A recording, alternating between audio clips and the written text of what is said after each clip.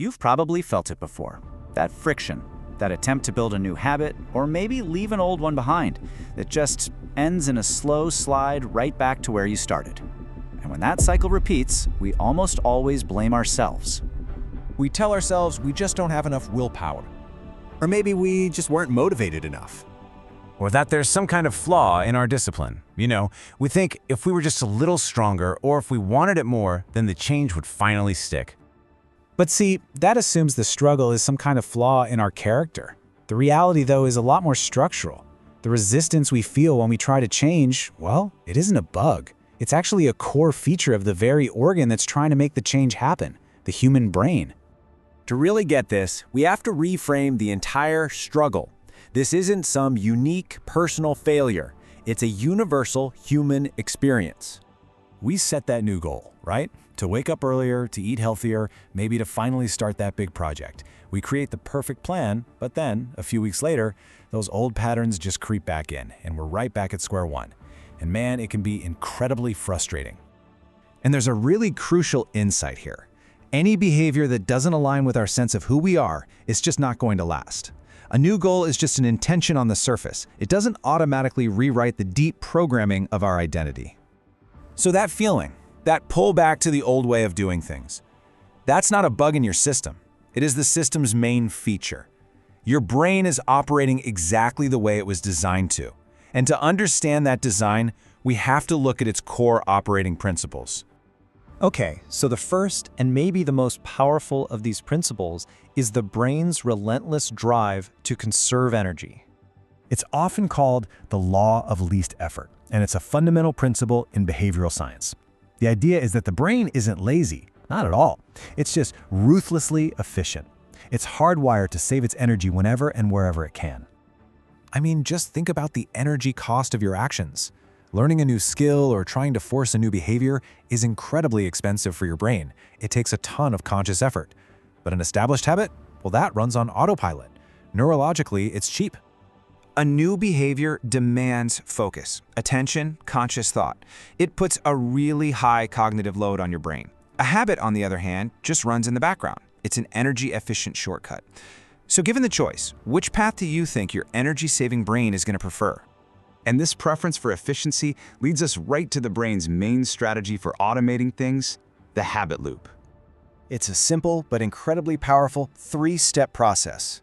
It all starts with a cue, some kind of trigger in your environment. That kicks off the routine, the behavior itself. And it ends with a reward, which is a signal to your brain that this whole loop is worth remembering and repeating. And you can actually see this happening in the brain. When a behavior is new, brain activity is high the whole time you're doing it. But as that habit loop gets stronger and stronger, the brain literally goes quiet during the routine itself. Your conscious mind checks out. The brain only needs to spot the cue at the beginning and register the reward at the end. The behavior becomes automatic. So you see, habits aren't just things we do. They are reliable, automatic solutions to problems our brain sees over and over again. And it creates them to free up mental energy for other stuff, like spotting danger or coming up with a new idea. Okay, so we've got a system that loves to save energy through automation. The third piece of this puzzle is the brain's ancient, hardwired aversion to uncertainty. And from a survival standpoint, this makes perfect sense, right? The path you know is safe because you know what to expect. But a new, unknown path, that could be hiding anything. A predator, a cliff, a dead end. To the brain, predictability equals safety. And that's why those environmental cues are so powerful. The brain is actively scanning your surroundings for familiar triggers. Finding one lets it confidently launch a pre-programmed energy-saving habit. This reduces the stress and the cognitive load of having to deal with uncertainty. And this is where it all clicks into place. It doesn't matter if a change is objectively good for you. The simple act of doing something new, something unpredictable, is itself seen by the brain's ancient survival systems as a potential risk. That resistance you feel, it's not laziness. It's your brain's deeply ingrained threat detection system kicking into gear. So, when you put these three principles together, they stop being separate ideas. They actually form a single, beautifully integrated system, a system for survival. Your brain is designed to follow these rules. Conserve energy by always choosing the low-effort option. Automate solutions to common problems by turning them into habits, and avoid the potential danger of uncertainty by sticking with what's familiar. When you look at it this way, what we call resistance to change isn't a personal failure at all. It's a highly effective, ancient survival mechanism that's been fine-tuned over millions of years to keep us safe and efficient. Your brain isn't broken. It's doing its job perfectly.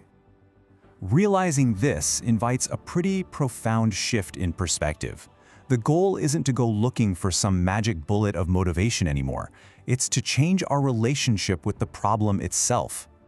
What happens when we stop seeing this struggle as some kind of character flaw that we have to conquer with brute force, And instead, start seeing it as an operating system with a clear set of rules.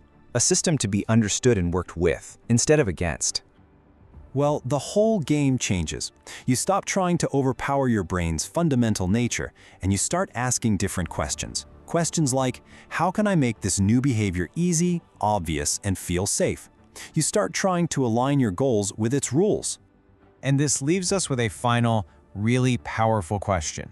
If you start from the assumption that your brain isn't trying to sabotage you, but is actually trying to protect you from wasting energy, from failing, from the unknown, it changes everything. The question is no longer, why can't I change? Instead, it becomes, what is this resistance trying to protect me from, and how can I work with it?